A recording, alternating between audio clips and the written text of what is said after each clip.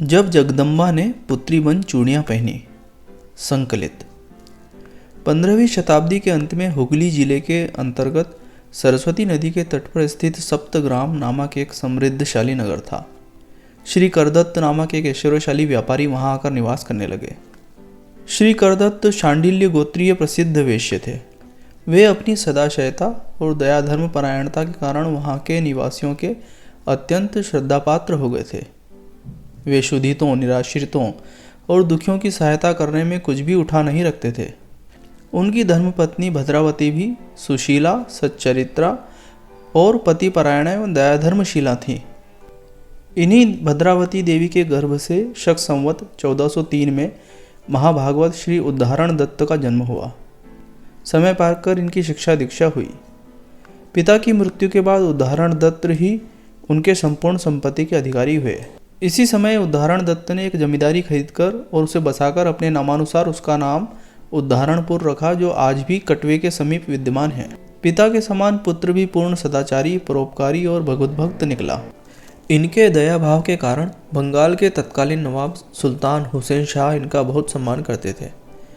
जिस समय भगवान चैतन्य देव के परम प्रिय सहचर श्री नित्यानंद जी बंगाल में हरि नामामृत पान करा रहे थे, उस समय उनसे हरिनाम की दीक्षा लेकर ठाकुर उद्धारण दत्त प्रेम निगम्न हो गए और अपने पुत्र श्रीनिवास को अतुल संपत्ति का मालिक बनाकर श्री नीलाचल धाम की तरफ चल पड़े और श्री महाप्रभु का प्रसाद पाते हुए सुखपूर्वक वहीं निवास करने लगे। वहाँ से फिर श्री वृंदावन धाम में आकर रहने लगे। ऐसी किंवदंती है कि इनकी भक्ति से प्रसन्न होकर परमाराध्या महाविद्या शक्ति स्वरूपिणी माँ इन्हें समय समय पर प्रत्यक्ष दर्शन दिया करती थी। उनके जीवन की कतिपय घटनाओं में एक भक्तिपूर्ण घटना का यहाँ उल्लेख किया जाता है। बंगाल में स्त्रियाँ अपने हाथों में शंख की चूड़ियाँ पहना करती है। वहाँ उन चूड़ियों को शांखा और उन्हें बेचने वाले को शंखारी कहते हैं। एक दिन एक शंखारी सप्तग्राम में शाखा बेचने को आया। सरस्वती नदी के तट पर घूमते समय एक 12 वर्ष की बालिका ने उससे आकर कहा कि तुम हमें शाखा पहना दो। शंखारी ने शाखा पहनाकर उसे दाम मांगे तो उसने कहा कि मैं तो इस समय स्नान करने जा रही हूँ, मेरे पास रुपए नहीं है। तुम उद्धारण दत्त के यहाँ जाकर कह दो कि मैंने आपकी लड़की को शाखा पहनाया है, उनके दाम दे दीजिए। शंखारी ने कहा कि यदि वे मेरी बात पर विश्वास न करें तो मैं दाम कैसे पाऊंगा। बालिका ने कहा कि तुम उनसे कह देना कि अपने पास रुपए न होने से उसने कहा है कि तुम उद्धारण दत्त के घर पर जाकर कहना कि पूर्व दिशा वाले कमरे के पश्चिम तरफ की आली में 5 सोने की मोहरें रखी हैं, वे दे दीजिए। यदि इतने पर भी तुम्हें मूल्य न मिले तो तुम यहाँ आकर मुझसे शाखा वापस ले जाना। शंखारी को विश्वास हो गया। बालिका नदी की तरफ चली गई और शंखारी उद्धारण दत्त के घर की तरफ चला। वहां पहुंचकर जब उसने दाम मांगे तो उद्धारण दत्त ने कहा कि हमारे तो कोई लड़की है ही नहीं, फिर तुमने शांखा पहनाया किसको। यह सुनकर शंखारी ने 5 मोहरों वाली बात कही। उद्धारण दत्त ने भीतर जाकर देखा कि सचमुच ही शंखारी के बताए हुए स्थान पर 5 स्वर्ण मुद्राएं रखी है। मुद्राएं देखकर उन्हें आश्चर्य हुआ कि ये यहाँ कहाँ से आई। यदि किसी ने भूल से यहाँ रख भी दी हो तो इस अपरिचित व्यक्ति को मालूम कैसे हो गया। जरूर कोई ना कोई ईश्वरीय लीला है। उद्धारण दत्त ने तुरंत आकर शंखारी से पूछा कि क्या तुम मुझे उस बालिका को दिखला सकते हो। उसने उत्तर दिया, हाँ हुजूर, आप मेरे साथ सरस्वती नदी के तट पर चलिए, वह वहीं स्नान करने गई है। उद्धारण दत्त शंखारी के साथ हो लिए, परंतु सरस्वती नदी के तट पर या रास्ते में कहीं भी वह लड़की दिखाई नहीं दी। शंखारी एक सम्भ्रात पुरुष के साथ अपने इस व्यवहार का विचार करके सजा के डर से रोने लगा। इतने में ही शंखारी और उद्धारण दत्त तथा उपस्थित अन्य लोगों ने भी देखा कि सरस्वती नदी में से 2 हाथ निकले, दोनों हाथों में 2-2 शाखाएं थी। यह देखकर शंखारी को बड़ा आश्वासन मिला। उद्धारण दत्त भी अपने ऊपर माँ की कृपा का अनुभव करते हुए एवं शंखारी के सौभाग्य की सराहना करते हुए उसके चरणों में गिर पड़े और बोले, भाई शंखारी, वास्तव में तू बड़ा भाग्यवान है। तू ही अपनी माँ का सुपुत्र है। आज स्वयं माँ ने आकर तेरे हाथ से चूड़ियाँ पहनी है। फिर उद्धारण दत्त ने शंखारी को बहुत सी मोहरें देकर विदा किया।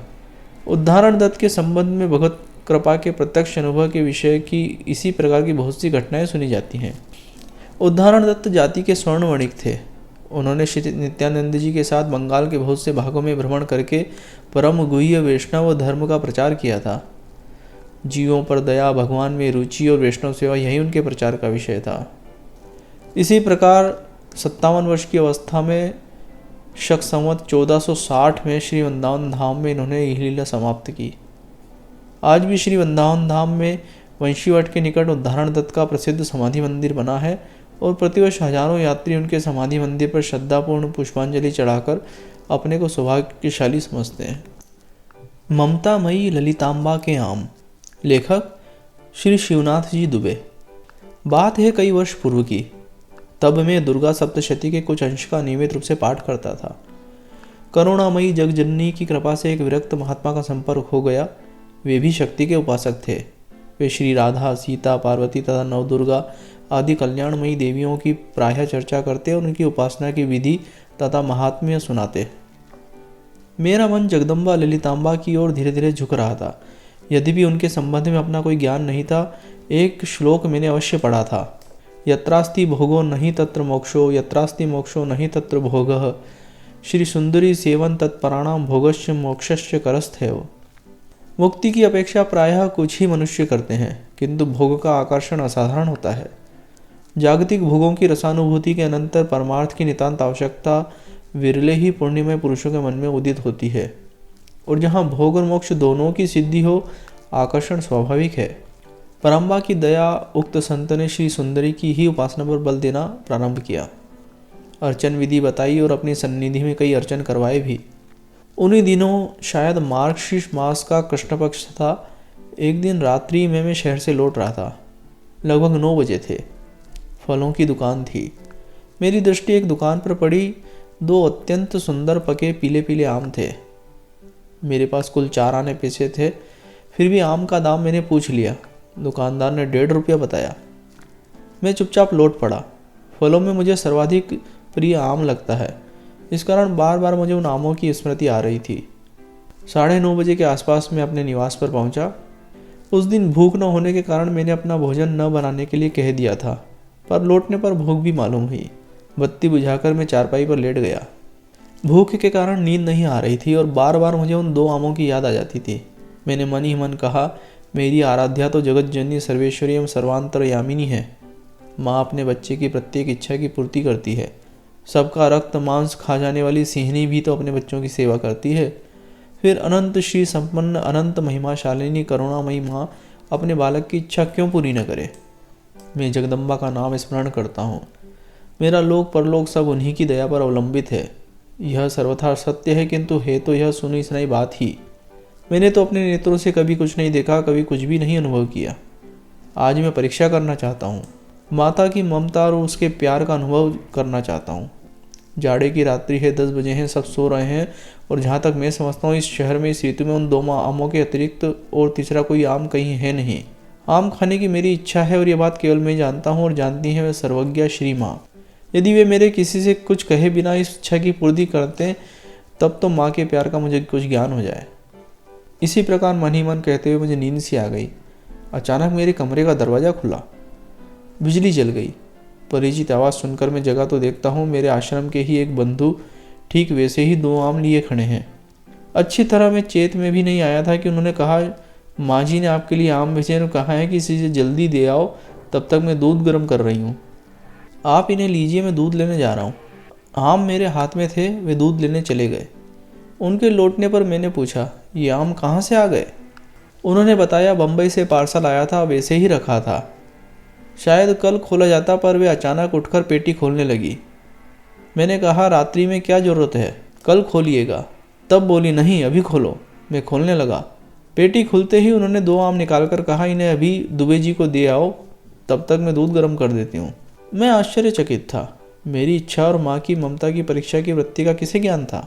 इस घटना की स्मृति से मेरा विश्वास अत्यधिक दृढ़ इस कारण और होता है कि मैंने जिन माँ जी की चर्चा की है, उनके द्वारा बाहर से आई या घर की ही किसी वस्तु को विशेषतया मुझे ही भेजने का अब तक के मेरे जीवन का वह प्रथम एवं अंतिम अनुभव है। और इस विश्वास के आधार पर जीवन पर दृष्टि डालने पर सुस्पष्ट विदित होता है कि वह माँ सचमुच महिमामयी, सर्वशक्तिशालिनी, निखिल ब्रह्मांड की सृष्टि स्थिति संहारकारिणी ही नहीं है, वह अत्यंत करुणामयी, स्नेहमयी और वात्सल्यमयी है। हमारी लौकिक पारलौकिक सभी इच्छाओं की पूर्ति करने के लिए हमारे साथ छाया की भांति लगी हुई है। जय श्री ललितांबा।